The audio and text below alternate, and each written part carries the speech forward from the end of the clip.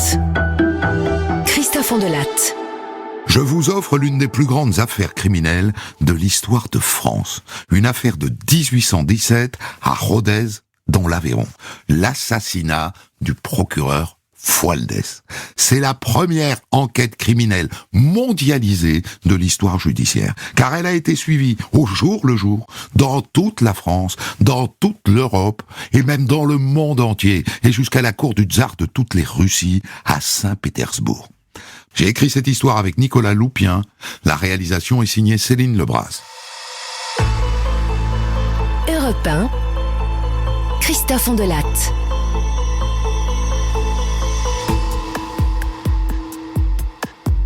Le jeudi 20 mars 1817 à l'aube, la femme Salacrou, qui habite le monastère, un gros bourg de l'Aveyron, se rend à Rodez à pied en longeant la rivière. C'est pas loin, 2 kilomètres. Et à environ 1 kilomètre de Rodez, à la hauteur du moulin des Besses, sous le moulin, dans les remous de la rivière, elle voit une forme noire. Elle s'approche. Baudu, c'est un corps. Alors elle appelle le meunier.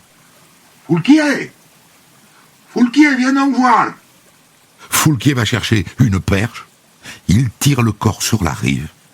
Et regarde dedans. C'est un monsieur, hein.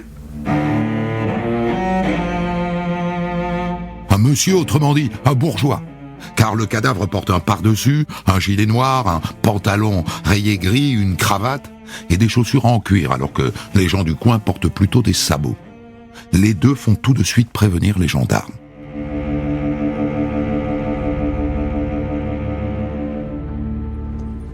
Vers 9h, ils arrivent à 4. Un gendarme, un juge et son greffier, le substitut du procureur du roi, et un médecin, le docteur Bourget. Et là, ils se penchent tous sur le cadavre, et le monsieur, ils le reconnaissent tout de suite. Ce grand front, ses cheveux blancs et ce nez fort. Mais c'est Fualdès. C'est l'ancien procureur. L'ancien procureur de Rodez s'est noyé dans ce coin paumé de campagne. Un homme de son âge et de sa condition, en pleine nuit. Bon, le docteur Bourget, pour ses constatations, décide de déshabiller le corps. Il coupe la cravate. Et là, les gens autour poussent un cri d'épouvante. Il a été égorgé. Il n'est pas mort noyé, il a été égorgé. Le corps est emmené à la mairie pour l'autopsie et le docteur est formel. Il a été égorgé. Mais ensuite, il a été saigné, hein. Et c'est qu'après qu'ils ont jeté son cadavre à l'Aveyron, hein. L'entaille a tranché le larynx, la veine jugulaire et la carotide gauche.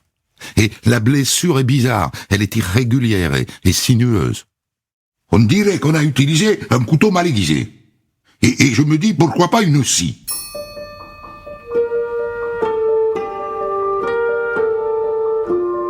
La nouvelle fait très vite le tour de Rodez. Enfin, un magistrat égorgé et saigné comme un cochon. Forcément, ça fait causer.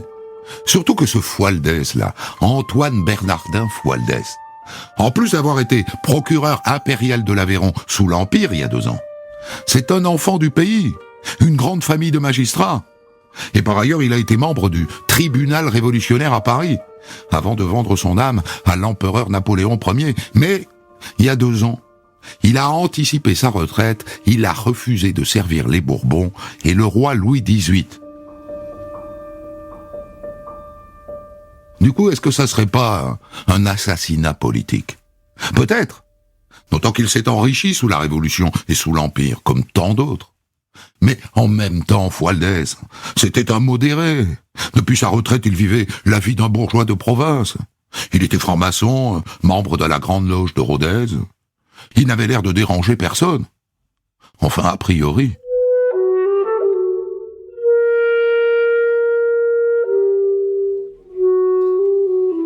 En tout cas, ce que je peux vous dire, c'est que dans les jours qui suivent, faute de piste, la rumeur va bon train sur la place du Foirail. D'un côté de la place, on dit avoir vu Fualdès la veille. Et pardi que je l'ai vu, oui. Il était en discussion avec son agent de change.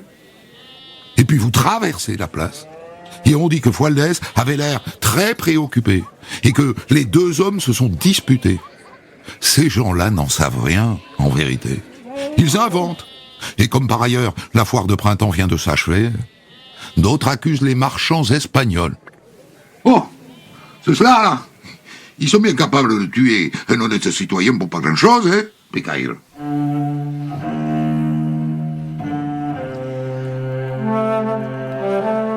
C'est éternel. On accuse les étrangers. Et puis comme Fualdès était franc-maçon, d'autres croient à la piste d'une vengeance maçonnique. Parce que d'après ce qu'on dit, il a eu des problèmes à sa loge. Des problèmes dont personne, bien sûr, ne sait rien du tout, hein, mais dont on parle. Et puis, on ne peut pas écarter non plus qu'un ancien condamné, un de ses anciens clients, ait voulu se venger. Dans cette affaire, vous le voyez, on ne manque pas de pistes.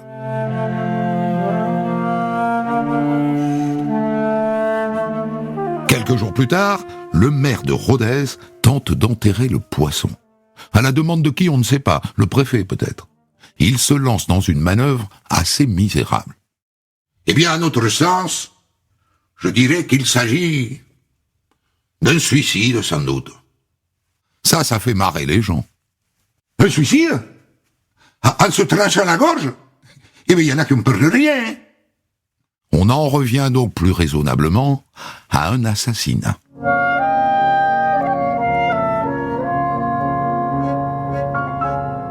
Alors, à quelle heure le procureur Fualdès a-t-il quitté son logement? On interroge sa gouvernante. Eh bien, dans l'après-midi, M. Fualdès, il m'a parlé d'un rendez-vous. Un rendez-vous pour le soir même, à 8 heures. Il m'a dit qu'il devait voir un homme pour échanger des valeurs. Échanger des valeurs. On vérifie, ça colle. Fualdès avait des problèmes d'argent, il avait des dettes. Et donc il avait vendu un de ses domaines, il était donc en possession de lettres de change, des chèques de l'époque, qu'il cherchait sans doute à échanger contre des espèces. Sa gouvernante dit qu'à 8 heures, elle l'a vu partir. Ah oui, oui.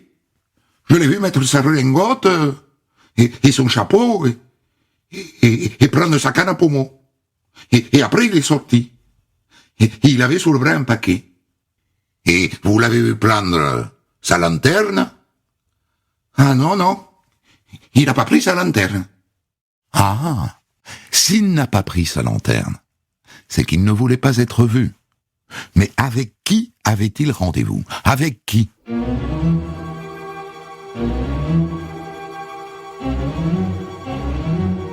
À la gendarmerie de Rodez, le lendemain de la découverte du corps, c'est le défilé des témoins spontanés. Des tas de gens l'ont vu dans la journée qui précède le meurtre.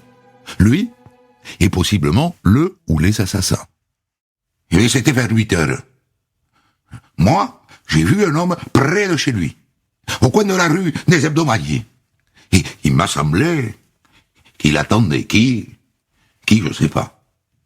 D'autres parlent d'un groupe d'hommes, dont un très grand, qui faisait le guet dans la même rue des Hebdomadiers. Et il y a aussi des habitants de cette même rue qui, entre 8h et 9h du soir, ont entendu des joueurs de vielle. Et du coup, je me demandais si c'était pas pour couvrir le bruit, quoi. Oui, pour couvrir le bruit du meurtre. Et d'autres encore parlent de cris et de coups de sifflet, et de gens qui couraient dans la rue, et même de bruits de lutte. Il faut se méfier de tous ces témoignages. La rue des Hebdomadiers à Rodez, c'est le théâtre de beaucoup de fantasmes. Hein. C'est la rue la plus malfamée de la ville. Elle est sale, elle est étroite, elle est longée d'un long mur crasseux, et la nuit, elle est seulement éclairée par la lune. Se méfier donc des fantasmes des uns et des autres. Mais vous noterez que c'est au milieu de cette rue, des Hebdomadiers, dans l'égout qui coule à ciel ouvert, que l'on retrouve la canne à pommeau de Fualdès. D'où la décision du commissaire Constant, qui dirige maintenant l'enquête. Vous allez me fouiller toutes les maisons suspectes de cette rue, hein?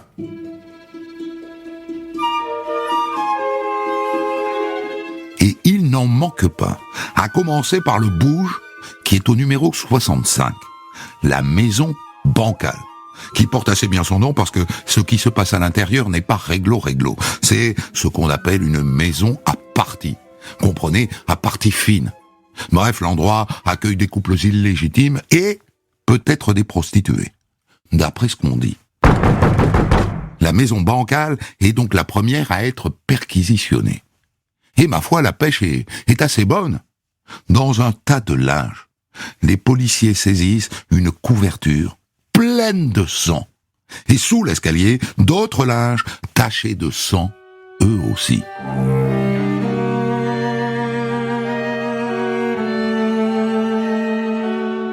Et dans la foulée, les voisins de la maison bancale, bien contents qu'on s'intéresse à la maison bancale plutôt qu'à eux, se mettent à cancaner comme de vieilles chaisières.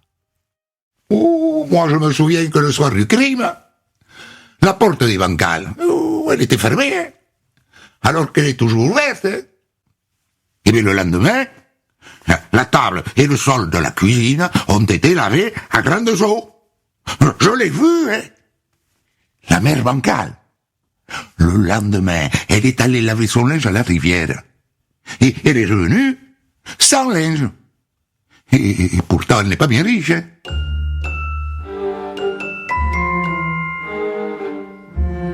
Et si le pauvre Fualdès avait été conduit de force dans ce bouge?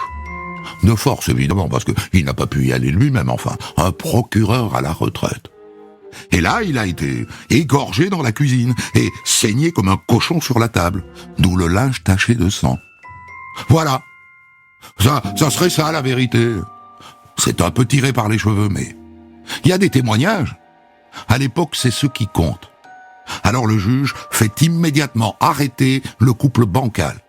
Et au passage, leur petite fille de 8 ans qui s'appelle Madeleine, ainsi que plusieurs locataires de la maison, 5 locataires au total. La gamine est placée dans une maison d'enfants. Et les autres filent en prison. Et pourtant, ils nient, hein. Tous. Je vous jure que je n'y suis pour rien. Pour rien. Je vous le jure. Peut-être. Mais l'arrestation de ces mauvais sujets arrange tout le monde. D'autant qu'à force d'insister, la petite Madeleine, un jour, raconte le crime au juge. Eh bien, le monsieur, il a été amené de force à la cuisine. Et ils l'ont couché sur la table. Et ils lui ont coupé le cou. Et le sang dans la bassine, ils l'ont donné à manger au cochon. Et elle dit aussi qu'il y avait là un homme gigantesque et une femme masquée. Sauf qu'entre nous, ça ne colle pas du tout avec les déclarations de la gouvernante. Elle dit que Fualdès avait un rendez-vous à 8h pour négocier des lettres de change.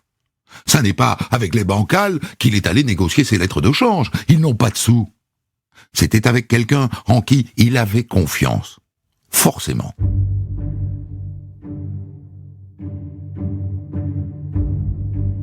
Malgré l'arrestation des bancales, les témoins continuent de défiler au commissariat.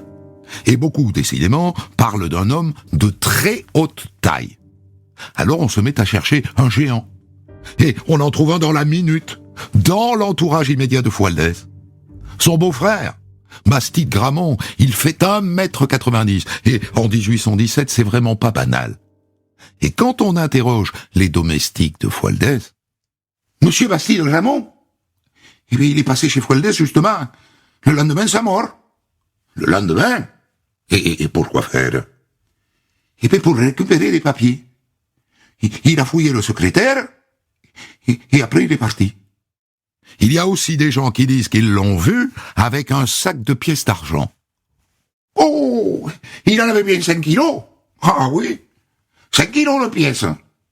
Et d'autres disent encore qu'ils l'ont vu s'engueuler avec Fualdès l'après-midi qui précède le meurtre. C'est bien intéressant tout ça.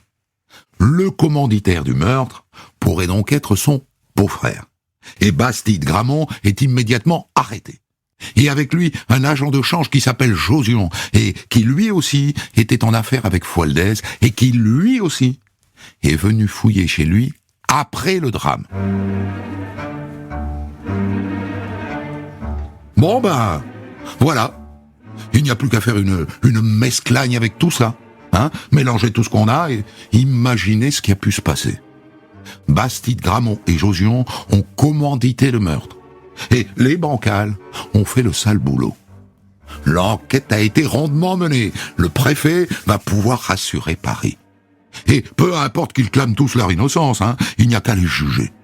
Et d'ailleurs, le juge suggère qu'on fasse ça, sur place, à Rodez, devant la cour prévôtale. C'est une juridiction d'exception qui a été créée il y a 2 ans et qui est bourrée d'avantages. Il n'y a pas de juré, il n'y a pas de possibilité d'appel et il n'y a pas de recours en cassation. De la bonne justice, rapide et efficace, pour rassurer le peuple. Mais il y a un loup. Le procureur général près la cour d'appel de Montpellier réclame une cour d'assises et hors du département de l'Aveyron, car il soupçonne le juge de Rodez d'avoir bâclé son enquête. Alors, il écrit au garde des Sceaux.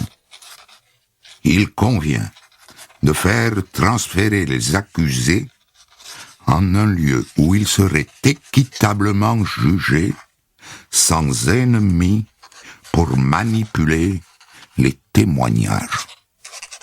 Et dans la foulée, il envoie un détachement de soldats à la prison de Rodez pour transférer les prévenus à Montpellier. Oula, à Rodez, ça passe mal, Les gens se rassemblent devant la prison, ils sont très en colère. Eh bien, on veut nous voler nos assassins! Et les autorités locales refusent de livrer les prisonniers. Le général Devôtre, qui commande les soldats, est hors de lui. J'exige qu'on me livre ces détenus. Foutre le diable. Enfin, c'est pas aujourd'hui que je vais me laisser manipuler par une bande de Pékins. Au l'âge où je vais changer, Mais là, la foule se met à hurler, des hommes brandissent des bâtons, d'autres se mettent à lancer des pierres sur la troupe, et le général est bien obligé de renoncer. Rodez garde ses assassins. Le président du tribunal fait juste une concession. Il renonce à la cour prévôtale, ils seront jugés par une cour d'assises normale, mais sur place, à Rodez.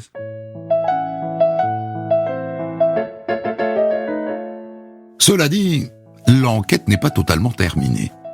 Vous vous souvenez que la petite Madeleine Bancal, du haut de ses 8 ans, a désigné un homme gigantesque et aussi une femme masquée. Elle n'a pas été identifiée, celle-là. Mais qu'importe, à Rodez, il y en a une qui fera parfaitement l'affaire. Clarisse Manzon. Forcément. D'abord parce qu'elle a 30 ans et qu'elle est jolie, qu'elle est passionnée de littérature romantique. Et surtout, elle traîne une petite histoire qui fait jaser.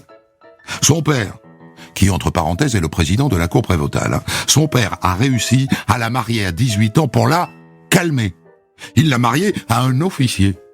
Mais dès que l'officier a rejoint son régiment, elle a pris un amant, ou plutôt des amants. Et quand il est rentré, elle n'a pas voulu le revoir. Ils ont fini par divorcer. Il n'y en a pas beaucoup des nénettes comme ça, à Rodez, à l'époque. Et son problème à Clarisse, c'est que dans l'affaire qui nous préoccupe, l'un de ses amants, un lieutenant, est allé bavasser chez le préfet.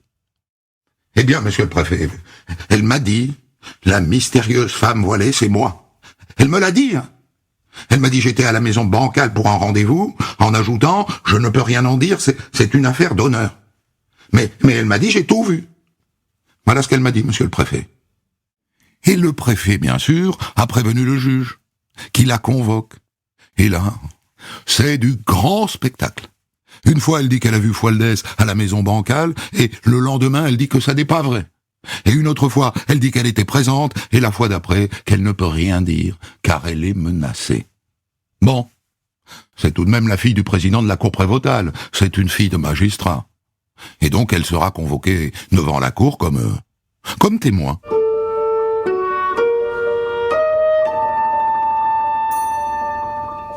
Le procès doit avoir lieu le 17 août. Mais dès le 15 août, les magistrats sont en ville. On les voit parader en robe rouge à la procession du 15 août. Des juges.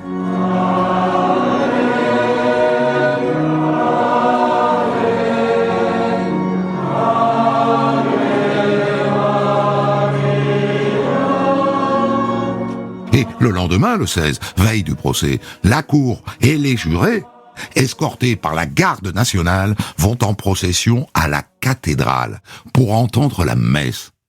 Autre temps, autre mœurs, Cela dit, même à l'époque, ça choque, hein. À la messe, des juges, des jurés. Ce procès, tout le monde veut en être. Alors on a construit une estrade dans la salle d'audience, une estrade pour les dames de la bonne société. C'est 10 francs la place. Et c'est à se demander si ça valait bien la peine de faire la révolution. Bref. Et puis, les journalistes parisiens débarquent. Ils travaillent pour le Moniteur, la Quotidienne ou le Journal de Paris. Et chacun est venu avec sa sténographe, qui prendra en note les audiences, et avec son polygraphe, qui réalisera des dessins d'illustration. Mais il n'y a pas que les journalistes que cette histoire intéresse. Il y a aussi des imprimeurs-éditeurs. Eux, ils vont beaucoup plus loin que les journalistes. Tous les jours, ils comptent publier les comptes rendus exhaustifs du procès, avec des gravures et avec des plans. Et tous les jours, ils vont imprimer une sorte de petit livre, un livret, qu'ils vont envoyer à leurs abonnés. Et des abonnés, ils en ont partout en France, mais pas que. Ils en ont aussi en Belgique, en Allemagne, au Canada, aux États-Unis d'Amérique, et même à la cour du tsar de toutes les Russies.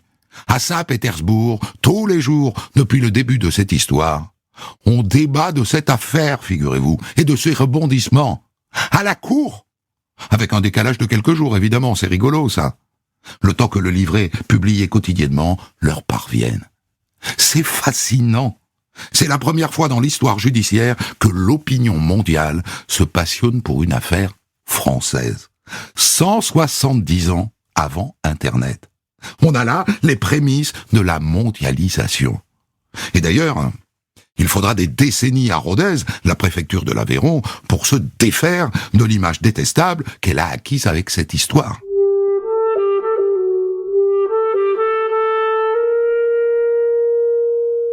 Le procès n'a pas encore commencé. Allez-y, ouvrez le journal. Les journalistes n'y vont pas avec le dos de la cuillère. La tenancière bancale n'est pas dotée d'une figure heureuse, la ruse et la dissimulation y sont empreintes. La physionomie de Bastide est dure, et son regard est faux, etc., etc.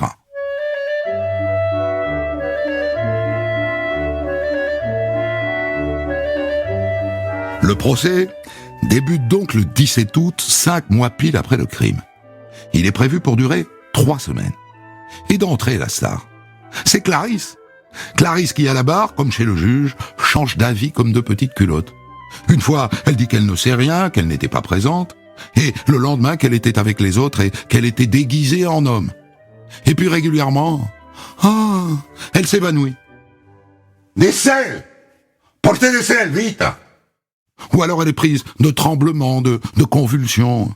Et d'autres jours, elle joue les terrorisées. Elle ne peut pas tout dire, car elle a peur. Vous savez, tous les coupables ne sont pas dans les fers. Du grand spectacle. Du très grand spectacle.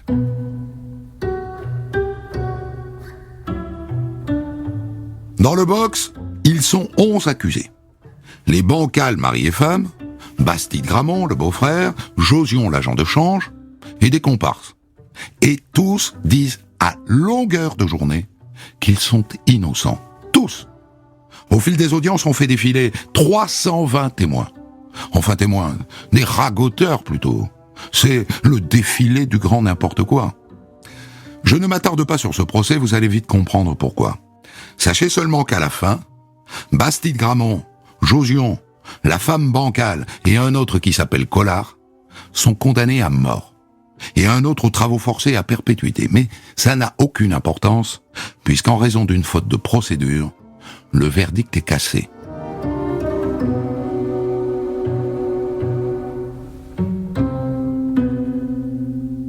Un nouveau procès a lieu en mars, avril et mai 1818.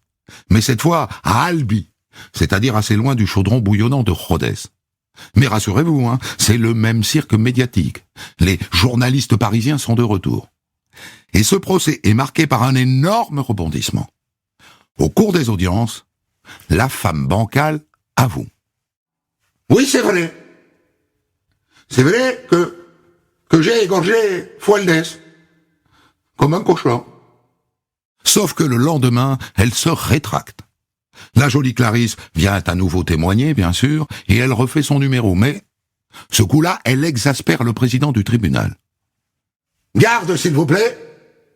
Saisissez-vous de cette femme et conduisez-la en prison. » Clarisse est arrêtée sur le champ. Et à la fin, comme lors du procès de Rodez, la femme bancale est condamnée à mort, ainsi que le beau-frère Bastide Gramont, le susdit Josion, et 2 de leurs comparses, Collard et Bach. Un autre est condamné à la perpétuité. Et les 5 condamnés à mort sont exécutés en place publique. Et voilà, c'est la fin de mon histoire.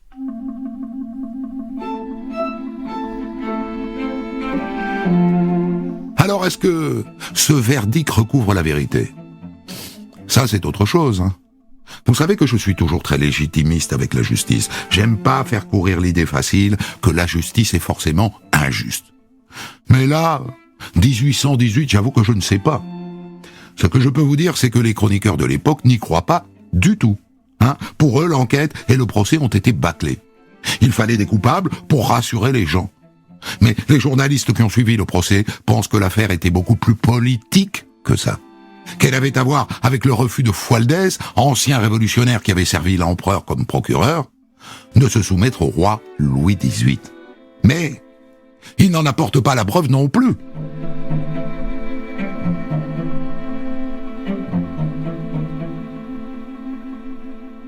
À propos, qu'est devenue la jolie Clarisse? Nous l'avons laissée en prison. Rassurez-vous, elle ne reste pas longtemps derrière les barreaux. Et quand elle sort, J'ai tout inventé. Je n'étais pas chez les bancals au moment du meurtre. Et je n'ai rien vu du tout, hein, en vérité. D'après ce qu'on sait, Clarisse a fini sa vie assez misérablement en vendant ses souvenirs de l'affaire à des journaux et à des éditeurs. Souvenirs d'ailleurs aussi fluctuants que tous ses témoignages.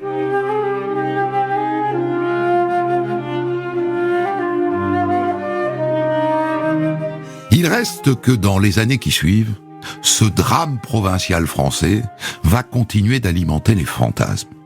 Balzac en parle dans 5 de ses romans. Flaubert évoque l'affaire dans son livre Bouvard et Pécuchet. Et Victor Hugo y fait allusion dans Les Misérables. Enfin, le peintre Géricault représente la scène du crime dans l'un de ses tableaux. Et durant tout le 19e siècle, sur les marchés, on peut acheter des figurines de la mère bancale, de Josion, de Bastide Gramont et bien sûr de Fualdès.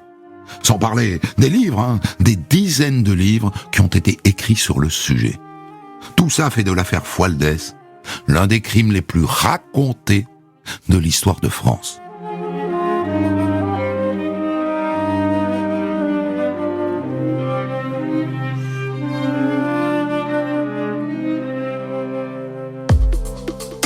Des centaines d'histoires disponibles sur vos plateformes d'écoute et sur europe1.fr.